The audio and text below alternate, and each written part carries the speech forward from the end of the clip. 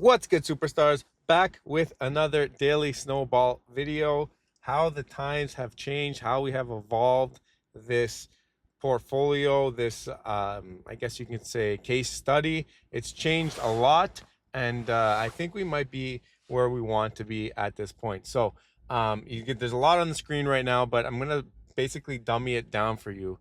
Originally, we started with an older, where is it? I'll find it on the bottom here. There's an all new, so this was the daily snowball originally. We used to have 5 funds. Tuesdays actually ended up being 2 different funds just because of the way that the distributions were changing around. But we basically had buy a weekly pay an ETF for each day of the week, invest the distributions into the closest upcoming ex-dividend ETF, reevaluate the holding size on a monthly basis, track results. This didn't work. It proved to be very, very, very erosive. I guess that's a new term, erosive. It was eroding like crazy. We lost 23% in like, I don't know, from October 6th to January. So we said, forget that. That's 3 months proving that this is not working. So we said, okay, let's go on to the all new thing. This was buying a stock or ETF every day with the next ex-dividend date with capital, continue for 3 months until distributions cover 1 share per day minimum. What we found doing this was that it would take way too long, like 10 years, to be able to cover $200 a week, which would probably be a safe amount to cover 1 share a day. So we said, no, that's taking too long. It didn't do as bad, but it was down around a couple percent. I think this is actually still updating currently. I only think we were down like 1% at the time.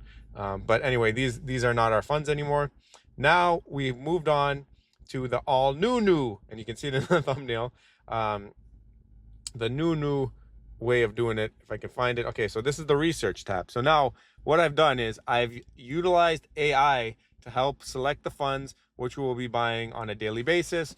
And at the same time, we're still going to be buying funds the day before or before the next upcoming ex-dividend date. So we're trying to accelerate dividend payment to grow the snowball quicker. But now we've got a couple caveats. We wanted the yield to be over 8%. That was one of my things. And I also wanted the total return to be over the total yield. So there are some exceptions when it comes to that, but you can see here, for example, the first one here and the second one are a little bit lower in total return than yield, but these ones here, like C-Day hasn't been out for a whole year. So this total return is over 1 year, and this is the yield. So if you were to prorate it over a year, it would have been higher. And this one here, like if they're really close, I kind of keep them around just because it means that they're kind of stable, their NAVs.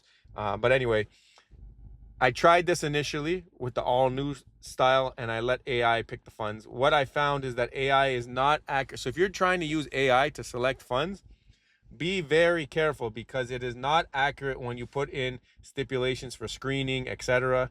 AI has proven to me, Gemini, ChatGPT, all of the AIs that I have used have proven to me that they do not screen properly. I've had to go through this list manually.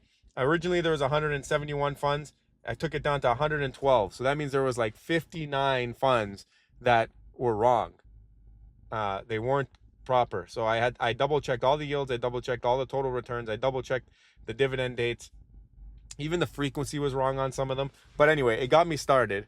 And then what I did is I ran my own screener on TradingView with the over 8% yield, and where total return for 1 year is over the yield for 1 year. It did give me back some of these. So this one here shows a lower total return, but on a prorated basis, it must have taken it into account. So for example, C-Day was on the list.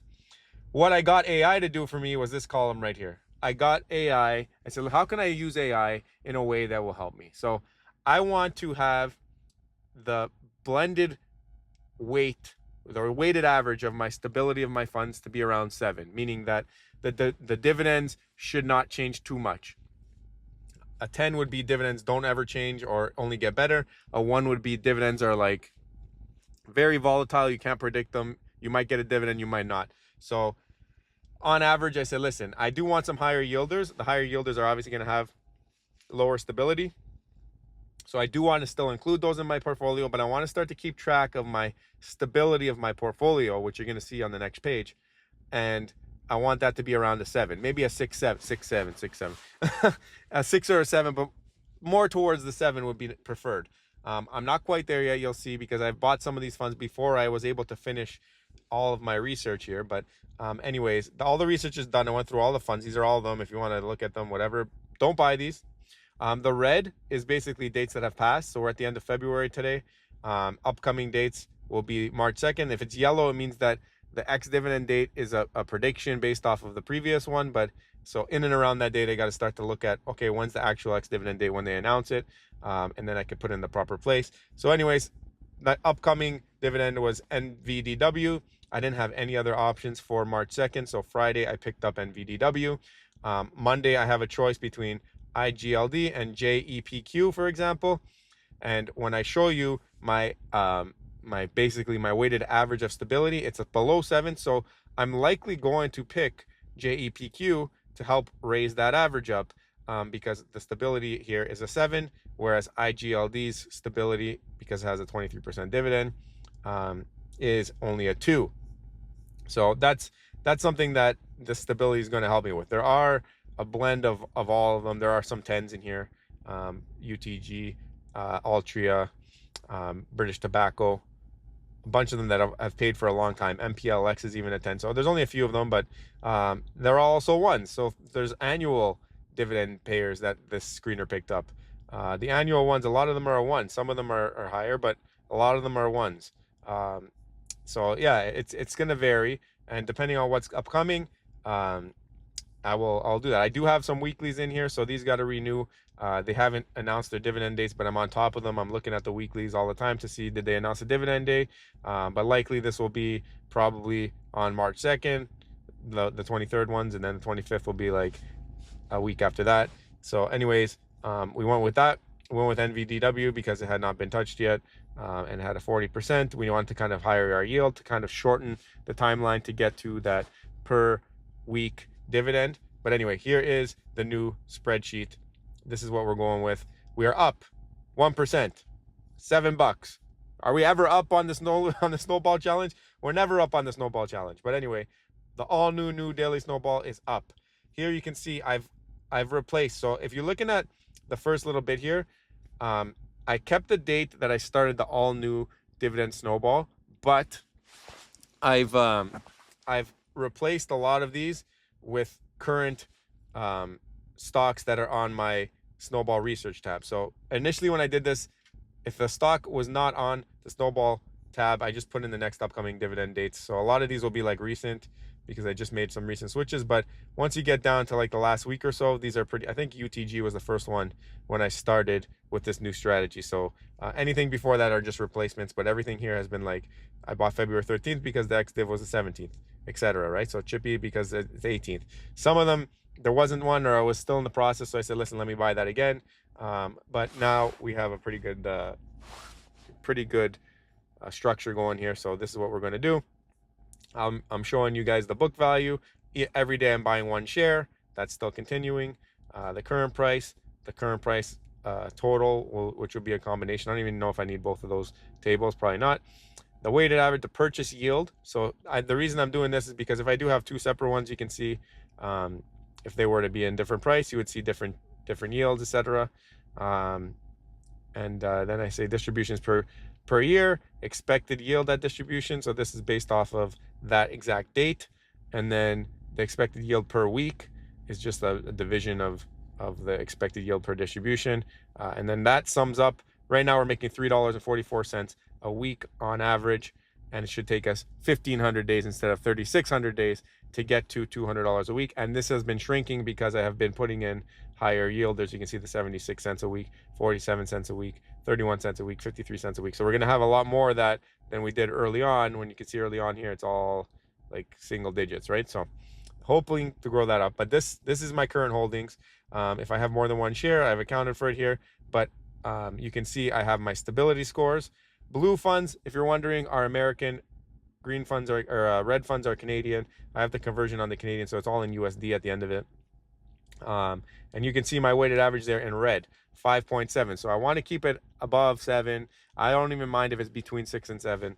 But that's what I'm trying to do to kind of keep stability of the fund, of the dividends. These are ones that have been paid. There's been more that have been paid but have been removed from the portfolio, so not shown here, but they are shown in this table at the bottom, distributions per week. So you can see kind of a snowball forming here. The first week only 29 cents, the second week $1.58, the second week 0, third week $1.58, fourth week 83 cents. But the most recent week, I can green this off because actually I don't know if we're done that. There might be more in there that have come through. I just haven't updated it completely. But anyway, we're already over our highest week ever at $2.19. So we're hoping to be around $3.44 on average now, and it's going to only grow as we add to the portfolio. And the good thing is that not only is the distributions growing, it looks like the NAV is also growing. So far so good. We're going to keeping track of this.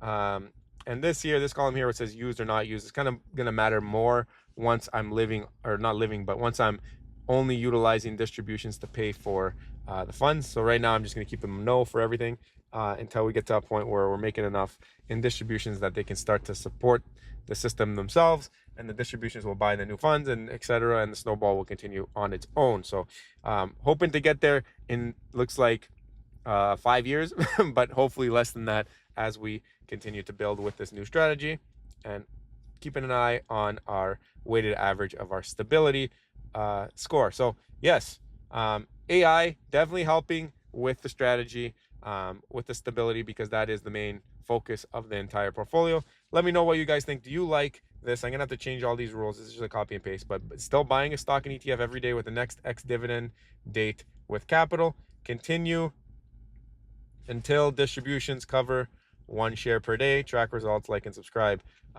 Number 4, really important. So if you're liking this, make sure you like, make sure you subscribe.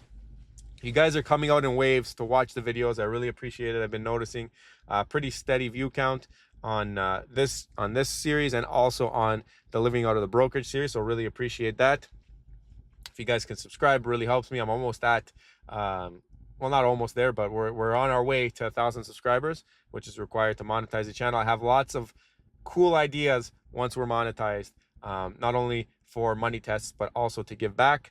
I also have a few ideas I want to do for money tests when it comes to things that aren't stock related, but we'll get into that when we get into that.